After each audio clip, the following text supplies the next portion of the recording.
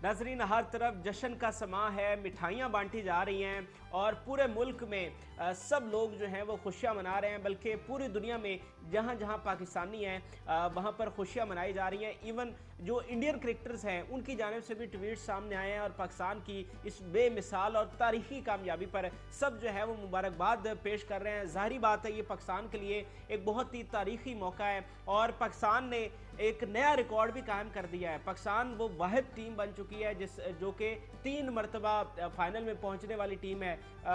T20 की तारीख में कोई भी, दुनिया की कोई भी टीम जो है वो 3 मरतबा फाइनल में नहीं पहुंच सकी है।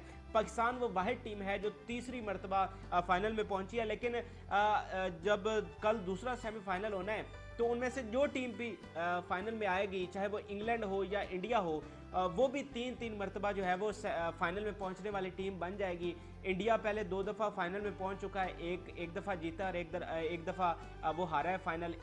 इसी तरह जो इंग्लैंड है वो भी 2010 का जो वर्ल्ड कप था वो जीता और फिर उसके बाद श्रीलंका से वो फाइनल हारा, उससे वेस्ट इंडीज़ से 2016 में। तो अब अगर इंग्लैंड आता है फाइनल में तो वो भी 3 दफ़ा पहुंचने वाली टीम बन जाएगी। बहरहाल जो परफॉर्मेंस बाबर आजम और मोहम्मद रिजवान ने दी है वो साबित हुई पाकिस्तान की जीत में। और पहले तो जितनी तारीफ़ की जाए पाकिस्तान की बॉलिंग की, वो बहुत ही शानदार तरह की पाकिस्तान ने बॉलिंग की। और केन विलियमसन जो है उन्होंने भी अपने बयान में यही कहा है कि जो बॉलिंग की है उनका यही था कि 170-80 का हम टारगेट देंगे। और जब पहले अगर क्रिकेट माहिरीन की बात करें तो वो भी यही कह रहे थे कि ये जो पिच है ये 170-80 वाली है और इस पर 200 रन भी बन सकते हैं।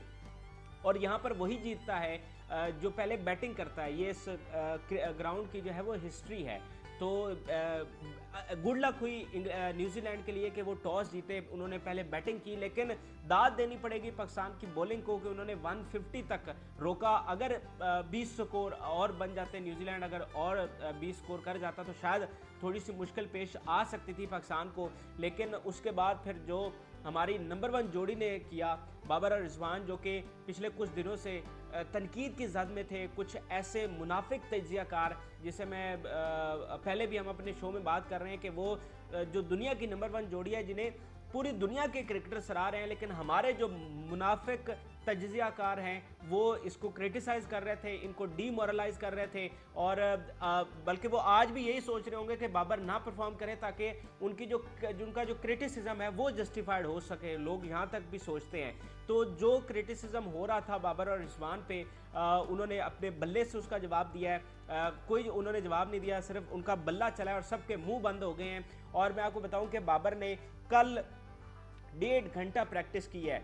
कल की जो प्रैक्टिस थी वो ऑप्शनल थी और पूरी टीम ने रेस्ट किया, लेकिन बाबर आजम नेट में 1.5 घंटा तक प्रैक्टिस करते रहे। और फिर जब मैथ्यू एडन ने प्रेस कॉन्फ्रेंस की तो उन्होंने ये कहा कि बाबर आजम जो है वो कल के मैच में, यानी आज जो सेमीफाइनल है, इस मैच में कुछ स्पेशल करेंगे। और बाबर आजम जो है वो बड़े मैच का खिलाड़ी है और वो बड़े मैच में परफॉर्म करेगा। और वही हुआ। मैथ्यू एडन की जो प्रेडिक्शन है वो सच साबित हुई, क्योंकि कल उन्होंने 1.5 घंटा जो है वो बाबर आजम के साथ प्रैक्टिस सेशन में गुजारा था। उन्हें जो है वो गाइड करते रहे थे, तो उन्हें पता था कि बाबर आजम कैसा आज के मैच में परफॉर्म करेंगे। उन्होंने जो प्रेडिक्शन की थी वो सच साबित हुई। और जो अच्छा स्टार्ट दिया, जो पावर प्ले में 50 रन्स जो है वो बनाए हमारी जोड़ी ने, उसने ही न्यूजीलैंड को अंडर प्रेशर कर दिया। अगर पावर प्ले में 1-2 विकेट्स गिर जाती तो फिर शायद पाकिस्तान को मुश्किल पेश आ सकती थी। 150 भी कोई बुरा टारगेट नहीं था, ये बड़ा अच्छा टोटल था। जिस तरह कि इंडिया ने पाकिस्तान को 150 का टोटल दिया था और पाकिस्तान ने 10 विकेटों के ज़रिए वो जीता था, हमारी जोड़ी ने वो बनाए थे, तो ये भी बड़ा अच्छा टारगेट था। लेकिन जिस तरह से बाबर और रिजवान ने परफॉर्म किया है, जिस तरह से वो मैच न्यूजीलैंड के हाथों से छीना है, यानी 8-10 ओवर गुजरने के बाद सारे पाकिस्तानी को ये यकीन हो गया था कि हम ये मैच जीत चुके हैं। क्योंकि पावर प्ले बड़ा अच्छा लगा। उसके बाद भी 6-7-8 के जो रन रेट है उसके साथ स्कोर बनता रहा।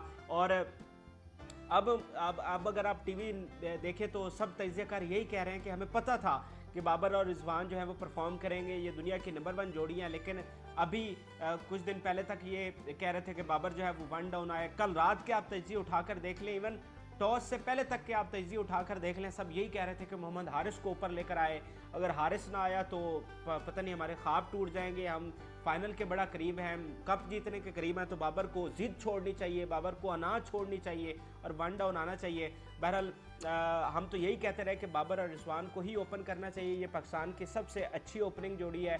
और अगर बाबर नीचे आता है तो फिर एक प्रेशर जाएगा, बाबर एक डिफेंसिव हो जाएगा, और उसके बाद एक आज का दिन बड़ा मुश्किल था बाबर के लिए, आज उनका परफॉर्म करना बहुत ज़रूरी था। अगर वो आज परफॉर्म ना कर पाते और खुदा न खास्ता पाकिस्तान मैच हार जाता, तो फिर ये जो सारे टीवी पर बैठे हुए हैं जो एक एक दिन का 5-5 लाख रुपया लेते हैं और चूरन बेचते हैं अवाम को और अवाम को गुमराह करते हैं और ऐसी ऐसी चीज़ें बताते हैं कि जो टोटली जो है वो मिस गाइड अवाम को कर रहे हैं, तो उन्होंने यही कहना था कि देखें जी, बाबर जो है वो 1 डाउन नहीं आया, जिसका हमें खमियाजा भुगतना पड़ा है कि हम सेमीफाइनल हार गए हैं, और बाबर अपनी जिद, अना और तकब्बुर में 1 डाउन नहीं गया। तो बड़ा मुश्किल दिन था, शायद अगर हम खुदा न खास्ता हार जाते फिर बाबर को इसी प्रेशर में आके 1 डाउन शायद खेलना पड़ता। लेकिन बहरहाल बहुत ही तारीफ पूरी टीम के लिए और बड़ी ही एक तारीखी मौका है पाकिस्तान के लिए।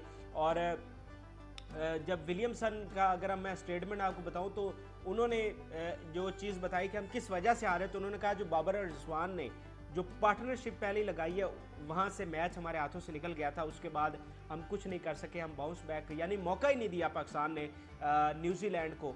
तो ये वैसे वही फिर 92 वाली बात वही आ गई है कि जो पहले नताइज थे सेमीफाइनल तक, तो वही नताइज जो है वो रिपीट हो रहे हैं। उस वक्त भी पाकिस्तान टॉस हारा था और न्यूजीलैंड ने पहले बैटिंग की थी और पाकिस्तान ने स्कोर को चेज़ किया। हालांकि इस ग्राउंड की हिस्ट्री बताती है कि जो पहले बैटिंग करता है वो जीतता है, लेकिन पाकिस्तान ने वो हिस्ट्री भी आज बदली है। तो जो जिस चीज़ ने मैच उनके हाथ से निकाल लिया वो उनकी ज़बरदस्त पार्टनरशिप थी और एग्रेशन के साथ। ये पूरे वर्ल्ड कप का सबसे अच्छा पावर प्ले था। इससे पहले न्यूजीलैंड का मेरे ख्याल से अच्छा था, जो पहला मैच हुआ था ऑस्ट्रेलिया के साथ, उसके बाद ये सबसे अच्छा पावर प्ले था, कोई विकेट नहीं गिरी और सबसे ज़्यादा स्कोर जो है वो बने।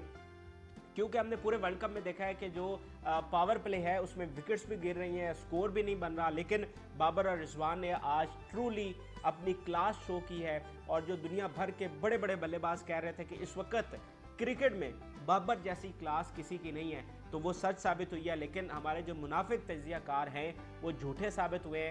अब मोहम्मद आमिर साहब मैं जानना चाहूँगा कि वो कहाँ हैं और आज वो क्या अपना बयानिया पेश करते हैं, जो इतना खुलकर बात कर रहे थे, इतनी तनकीद कर रहे थे, तनकीद बराए तनकीद कर रहे थे जो कि बनती नहीं थी। आज देखते हैं कि वो क्या मौक़िफ़ पेश करते हैं। अब बंदा नबी तुली बात करे ना, बैलेंस बात करे तो चलो कुछ रह जाती है, लेकिन मोहम्मद आमिर ने तो सारी हदें जो है वो क्रॉस की हैं बाबर आजम के ख़िलाफ़। पता नहीं उन्हें ज़ाती दुश्मनी क्या है, पता नहीं बाबर ने उनको सिलेक्ट नहीं किया, ये हालांकि कराची किंग्स में भी उनके साथ खेलते हैं, कौमी टीम में भी उनकी कप्तानी में खेले हैं, लेकिन पता नहीं उनके साथ भी खेले हैं, लेकिन पता नहीं उनकी ज़ाती दुश्मनी क्या है बाबर आजम से। बहरहाल बड़ा ही तारीखी मौका है और पूरे लाहौर में, पूरे पाकिस्तान में बड़े शहरों में जो है वो स्क्रीन्स लगाकर मैच देखी गई, मैच देखा गया। गांव में लोगों ने एक ही जगह पर इकट्ठे होकर मैच देखा और उसको बहुत ज़्यादा सेलिब्रेट किया। और पाकिस्तान में जिस तरह के हालात हैं, ऐसे दिनों में पाकिस्तान का फाइनल में जाना एक अच्छी खबर है, खुशी की खबर है। चले लोगों को कुछ जो रिलैक्सेशन तो मिली, कुछ जो तफरी तो मिली। आप किस तरह से एक्साइटेड हैं और किस तरह से एंजॉय कर रहे हैं, कमेंट सेक्शन में ज़रूर शेयर करें। इजाज़त दीजिए, अल्लाह हाफ़िज़।